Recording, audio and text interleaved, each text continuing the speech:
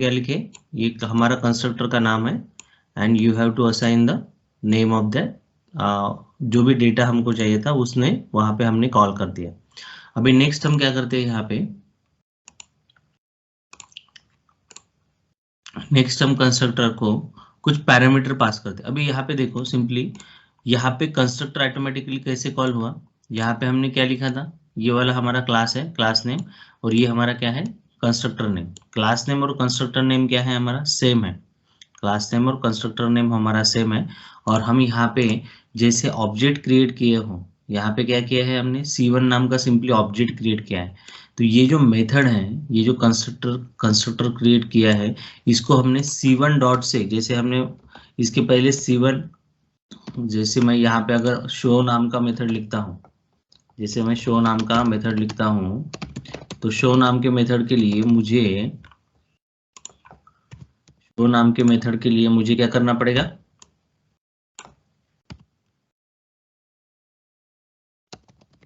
system.debug I am show method, ठीक है। तो इस मेथड को मुझे एक्सेस करने के लिए इस ऑब्जेक्ट के थ्रू मुझे ये कॉल करना पड़ेगा,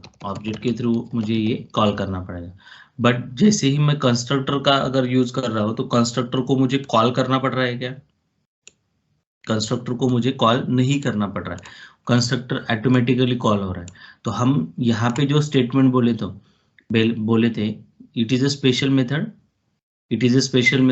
क्यों स्पेशल है, because the name of this class, name of this method is like as your class name.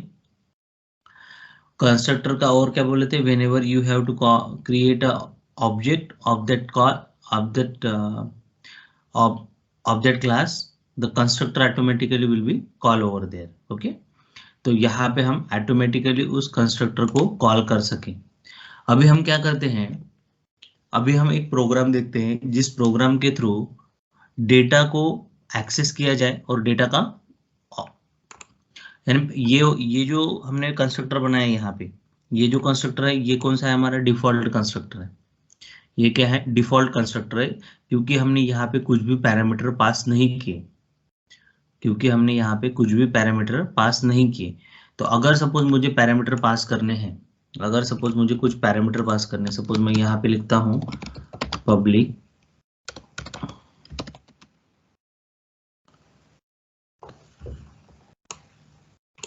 Parameterise constructor के बारे में बात कर रहे हैं।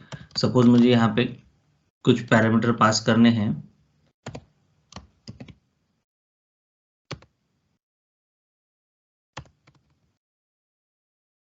सपोज यहाँ पे लिखिए, अब मैं लिखता हूँ यहाँ पे int a,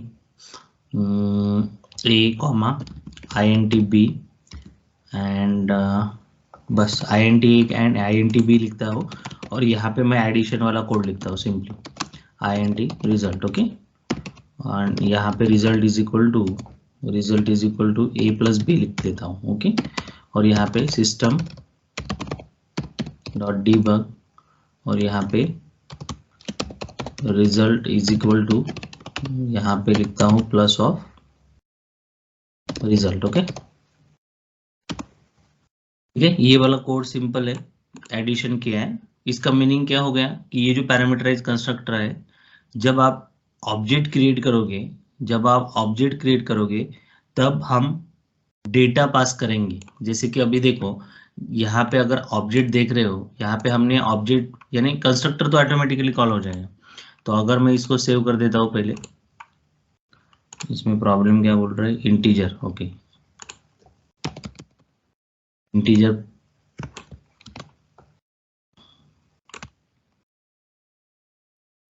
ठीक है। तो ये हो गया मेरा पैरामीटराइज कंस्ट्रक्टर। तो पैरामीटर में हमने 2 पैरामीटर पास किए। अभी देखो ये जो कंस्ट्रक्टर मैंने कॉल किया है ये कौन सा है, मेरा डिफॉल्ट कंस्ट्रक्टर। अगर मैं इस तरीके से लिखूंगा तो particularly this constructor will be call. जब भी मैं कुछ पैरामीटर नहीं पास करता हूँ, जब भी ऑब्जेक्ट मेरा क्रिएट हो रहा है, अगर मैं कोई पैरामीटर नहीं पास कर रहा हूँ, तो इसका मीनिंग वो क्या करेगा, जो डिफॉल्ट कंस्ट्रक्टर है उसको कंसिडरेशन करेगा। मगर अगर सपोज मैं यहाँ पे कुछ पैरामीटर पास करता हूँ, जैसे कि मैंने यहाँ पे 12 और 13 पास कर दिए, इसका मीनिंग क्या करे, इसका मीनिंग क्या होगा कि ये क्या करेगा, जैसे ही ये ऑब्जेक्ट क्रिएट होगा, जैसे ही ये ऑब्जेक्ट क्रिएट होगा, वो ऐसा कंस्ट्रक्टर देखेगा जिसके पास दो पैरामीटर है, जिसके पास दो पैरामीटर है। तो इसका मतलब इन दो पैरामीटर, ये दो कंस्ट्रक्टर में से सिंपली ये जो कंस्ट्रक्टर है नीचे वाला, ये नीचे वाला कंस्ट्रक्टर एग्जीक्यूट होगा, ना कि ये कंस्ट्रक्टर एग्जीक्यूट होगा। क्यों? क्योंकि हम यहाँ पे बता रहे हैं कि ये पैरामीटराइज कंस्ट्रक्टर है। हमने जब भी ऑब्जेक्ट क्रिएट किया, उस ऑब्जेक्ट के समय पे, ऑब्जेक्ट क्रिएशन के समय पे हमने वहां पे कुछ पैरामीटर पास किए हैं। ओके, तो हमारा आउटपुट में क्या आएगा, ये show I am in the method, show method, ये आंसर आएगा, और ये result is equal to some value आ जाएगा। तो हम इस पर्टिकुलर प्रोग्राम को एग्जीक्यूट करके देखते हैं। देखो, पहले तो रिजल्ट आएगा और उसके बाद ये आएगा, क्योंकि पहले तो ये रिजल्ट हमारा एग्जीक्यूट होगा, उसके बाद ये आई am in show method execute होगा। ठीक है, तो जैसे एग्जीक्यूट करता हूँ तो देखो result is equal to 25 and I am in a show method, I am in a show method. तो यहाँ पे क्या समझा आपको, ये हमारा कौन सा है, पैरामीटराइज कंस्ट्रक्टर है। नंबर ऑफ पैरामीटर्स हो सकते हैं, एक कंस्ट्रक्टर को नंबर ऑफ पैरामीटर्स हो सकते हैं, ऐसा नहीं है कि एक ही रहेगा। अगर सपोज यहाँ पे अगर अगर अभी मुझे इस कंस्ट्रक्टर को अगर कॉल करना है तो क्या करना पड़ेगा, मुझे दूसरा ऑब्जेक्ट क्रिएट करना पड़ेगा। सिंपल है, दूसरा ऑब्जेक्ट क्रिएट करना पड़ेगा। सपोज मैं यहाँ पे C2 ऑब्जेक्ट देता हूँ और यहाँ पे मैं कुछ भी वैल्यू नहीं दूंगा, तो that is nothing but a default constructor, it will be call. यानी C2 ऑब्जेक्ट क्या करेगा, डिफॉल्ट कंस्ट्रक्टर को कॉल करेगा, और C1 ऑब्जेक्ट क्या करेगा, पैरामीटराइज कंस्ट्रक्टर को कॉल करेगा। अगर सपोज मुझे कोई दूसरी वैल्यू अगर चाहिए, दूसरी वैल्यू अगर चाहिए, तो इस दी ये वाले एक्सेसिबल होगी क्या? सपोज मुझे 26 + 26 का रिजल्ट चाहिए, तो is this is accessible by this C3?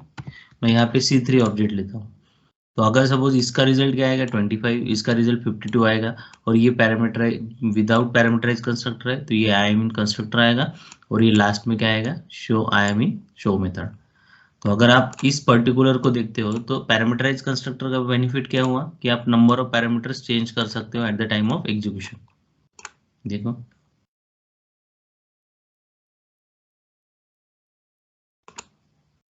ठीक है, 20